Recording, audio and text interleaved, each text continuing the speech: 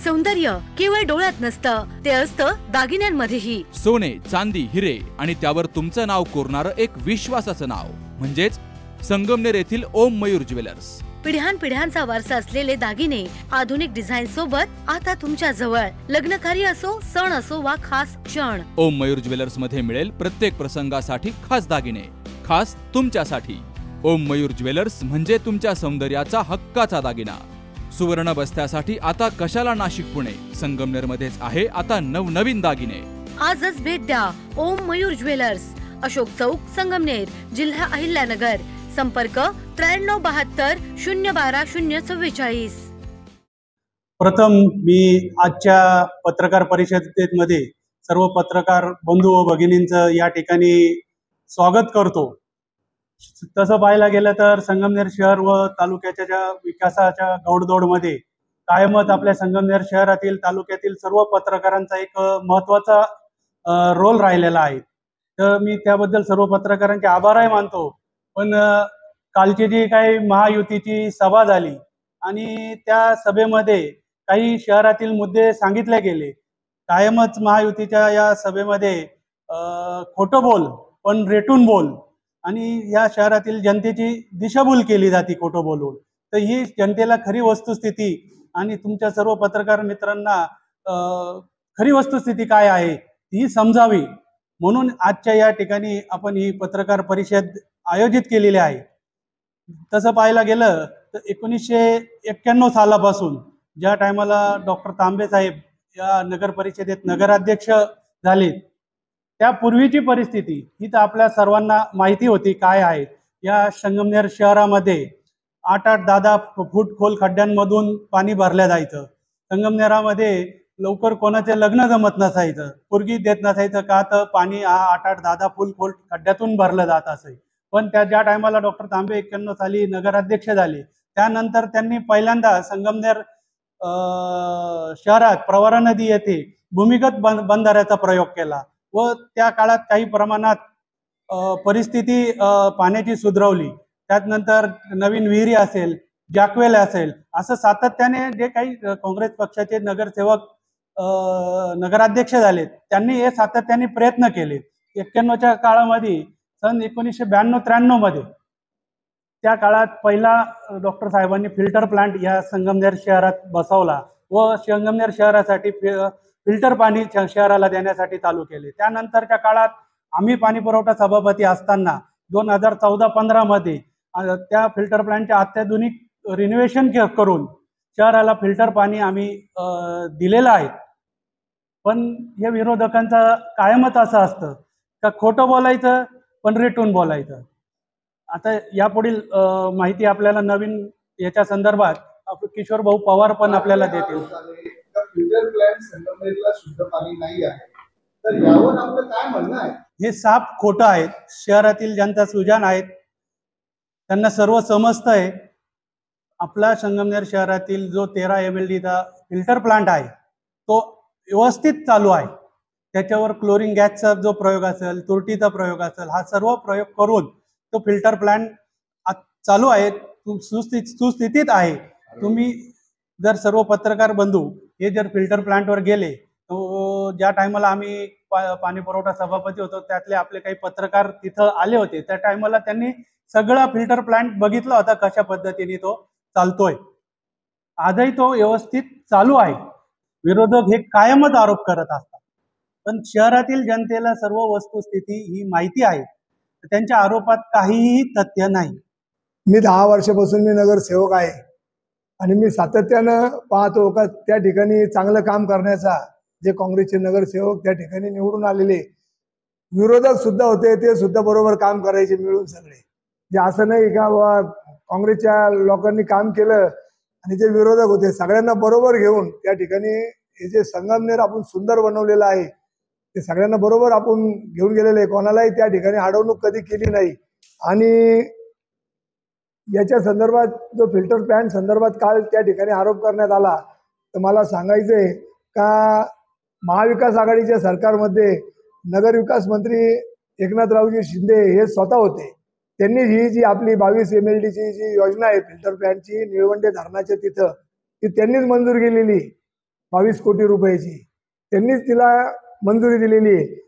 2/3/21ला महाविकास आघाडीच्या सरकारमध्ये ते स्वतः नगरविकास मंत्री असताना त्यांनी त्या योजनेला आपली या ठिकाणी मंजुरी त्यांनी दिलेली आहे. आणि पुढं प्रशासक राज आलं आणि त्याच्यानंतर तो जो प्रस्ताव आहे, जे आपले कामही चालू झाले, गावातल्या याच्यातले काही कामं आपले झालेले आहेत. आणि ती जी योजना होती तिथून फिल्टरमधून पाणी डायरेक्ट इथं येणार आणि टाकीत जाणार. म्हणजे इथं संगमनेरला आपले जो प्लांट आहे त्याच्यात सुद्धा जाणार नाही. निळवंड्यातून पाणी फिल्टर होऊन सुटलं तर ते प्रत्येक जे आपल्या 7 टाक्या आहे त्या टाक्यात ते पाणी जाणार होतं. आणि प्रत्येकाला जे आपला जो लाईटचा खर्च इथला तो सुद्धा त्या ठिकाणी वाजणार होता. परंतु दुर्दैवानं प्रशासक आलं, नगरपालिकेची मुदत संपली आणि त्याच्यानंतर ते काम जे थांबलं तर ते आजपर्यंत ते काम त्या ठिकाणी सुरू झालेलं नाही. जे याच्यात काही बाळासाहेब थोरातांची चूक आहे का त्यांनी काम बंद केलं असं काही नाही. प्रशासक नगरपालिके उलट नगरपालिकेची जबाबदारी होती प्रशासकाची, तर त्यांनी ते काम त्या ठिकाणी सुरू करायला पाहिजे होतं. एवढं चांगलं काम आहे. इथं आपल्याला जागा सुद्धा आपल्याला या ठिकाणी मिळालेली आहे फिल्टर प्लांटला, परंतु 96 गुंठे. परंतु किरकोळ काही काम बाकी असताना ते काम का थांबलं याची त्यांनी चौकशी करायला पाहिजे होती. हे काम मुद्दाम कोणी थांबवलेलं नाही. हे प्रशासकाची मुख्याधिकाऱ्याची त्या ठिकाणी जबाबदारी होती. त्यांनी ते काम त्या ठिकाणी करून घ्यायला पाहिजे होतं. मी तेच सांगतोय, 91 सालापासून डॉक्टर साहेब ज्या टायमाला डॉक्टर तांबे साहेब नगराध्यक्ष झाले त्या टायमापासून शहराला पाणी पुरवठा, पहिले आपल्या शहरात पाणी येत नसायचं, पण शहराला पाणी पुरवठा कसा करायचा, भूमिगत बंधारा असेल, शहरातली पाईपलाईनचा जाळा असेल, जुना आपला फिल्टर प्लांट असेल, नंतर सातत्याने त्याचं रिनोव्हेशन असेल, जॅकवेल असेल, शहरातल्या विहिरी असेल, हे सातत्याने या काळात काम होत गेलेलं आहे. त्यानंतर आता किशोर भाऊंनी सांगितलं का 2021 मध्ये नवीन जे काही आपलं निळवंडे धरणाला आदरणीय थोरात साहेब व आदरणीय डॉक्टर साहेब यांच्या मार्गदर्शनाखाली जे काही शहराला निळवंडे धरणातून थेट पाईपलाईन, ही कोणत्याच शहरात आज संगमनेरात पूर्ण महाराष्ट्रात नाही, जी भिंतीमध्ये आपली संगमनेर शहराची पिण्याच्या पाण्याची लाईन टाकण्यात आलेली आहे, हे कामं सातत्याने चालू होते आतापर्यंत. त्यानंतर तिथं वन विभागाकडून संगमनेर शहरासाठी 96 गुंठे जागा ही फिल्टर प्लांटसाठी मंजूर झाली होती तिथं टेकडीवर, आणि ती झालेली आहे. त्यानंतर 2021 मध्ये ह्याचं टेंडर झालेलं आहे 22,79,00,000. जवळजवळ 23 कोटीचं हे टेंडर त्या काळात झालेलं आहे. पण योगायोगाने 2021 मध्ये नगर परिषदेची डिसेंबरमध्ये टर्म संपली नगरसेवकाची आणि प्रशासक राज आला. प्रशासक राज आल्यानंतर अजून योगायोगाने 2022 मध्ये महाविकास आघाडीची सत्ता जाऊन महायुतीची सत्ता आली आणि त्यानंतर हे काम प्रशासकावर दबाव आणून कुणी थांबवलं तर ज्याचं टेंडर झालेलं आहे 23 कोटीचं फिल्टर प्लांटचं, जे आधुनिक अद्ययावत फिल्टर प्लांट आहे, तर जेणेकरून शहराला नगर परिषदेला लाईट बिल त्याचं येणार नाही, डायरेक्ट बाय ग्रॅव्हिटीने टाक्या भरल्या जाणार, फिल्टर पाणी पूर्णपणे येणार होतं, तर हे कुणी थांबवलं. तरी पण नगर परिषदेने सातत्याने सर्व नगरसेवक असतील, सर्व आतापर्यंतचे नगराध्यक्ष असतील, पाणी पुरवठा सभापती असतील, यांनी आपला जुना फिल्टर प्लांट हा कार्यान्वित ठेवून त्याच्यात वेळोवेळी दुरुस्त्या करून शहराला कायमच फिल्टर पाणी देण्याचा प्रयत्न केलेला. 2021ला महाविकास आघाडीमधले तत्कालीन नगरविकास मंत्री नामदार एकनाथ शिंदे साहेबांनीच मंजुरी दिलेली आहे. त्याची प्रशासकीय मान्यता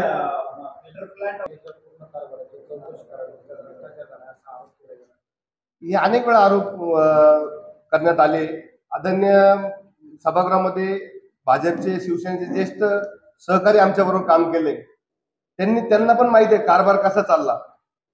असा कोणताही पुढे भ्रष्टाचार झालेला नाही. मुख्यमंत्री माननीय महाराष्ट्र राज्याचे आणि नगरविकास मंत्री एकनाथजी शिंदे साहेब यांना या प्रश्नासंदर्भात कोणती माहिती नव्हती, पण जे आता सध्याचे स्थानिक आमदार हे त्यांच्या शेजारी उभं राहून त्यांना बळच कानात काहीतरी आपण सर्वांनी पाहिलं असेल, हे बोला हे बोला हे बोला, पण त्यांचीच सही झालेली होती 2021ला नगर विकास मंत्री असताना आणि त्यांच्या काळातच तो निधी मंजूर होऊन टेंडर झालेला. आणि MIDC संदर्भातही त्यांनी प्रश्न उपस्थित केला होता की संगमनेरात MIDC व्हायला पाहिजे सेक्टर, तर काय म्हणणार आहात याच्यावर? आज जर संगमनेरात तुम्ही बघितलं, संगमनेर तालुक्यात तर आपल्या इथे 180 प्लांटची 180 उद्योग समूहाची संगमनेर औद्योगिक वसाहत ही व्यवस्थित चालू आहे. तिथं बॅटरी सारखे, प्लायवूड सारखे फार मोठे मोठे प्लांट तिथं कार्यान्वित आहे. आजपर्यंत तिथं 6 ते 7 हजार कामगार तिथं काम करतात, युवक काम करतात तिथं. आणि सातत्याने औद्योगिक माननीय नामदार बाळासाहेब थोरात साहेब व सत्यजित दादा तांबे यांच्या मार्गदर्शनाखाली, यांच्या नेतृत्वाखाली सातत्याने ते नवीन प्लॉट वाढवायचा, MIDC आपलं संगमनेर औद्योगिक वसाहत वाढवायचा हा सातत्याने ते प्रयत्न करत असतात. डिसेंबर 2021 आमचा कार्यकाळ संपला आणि प्रशासक आलं, तर आमच्या कार्यकाळात त्याचं बांधकाम चालूच होतं. तर त्याच्यावर आता प्रशासकांनी त्याचा निर्णय घेऊन लवकरात लवकर निलाव करावा अशी आमची काँग्रेस पक्षाच्या वतीने पण मागणी आहे. आम्ही बऱ्याच वेळा प्रशासकांना सांगितलं, विनंती केलेली आहे, तर त्याचा निलाव करून आपल्याला उत्पन्न होईल आणि त्याच्यातून या शहराचा अजून विकास होईल असं आम्ही प्रशासनाला वेळोवेळी सांगितलं आहे मुख्याधिकाऱ्यांना. दादा, अरे 7 दिवसावर आले लग्न, सगळी तयारी झाली, पण फर्निचरचं काय? गृहवस्तू भांडार 10 ठिकाणी फिरण्यापेक्षा आपल्याला हव्या असलेल्या वस्तूंच्या हजारो व्हरायटीज एकाच ठिकाणी पाहायला मिळतात फक्त गृहवस्तू भांडार मध्ये.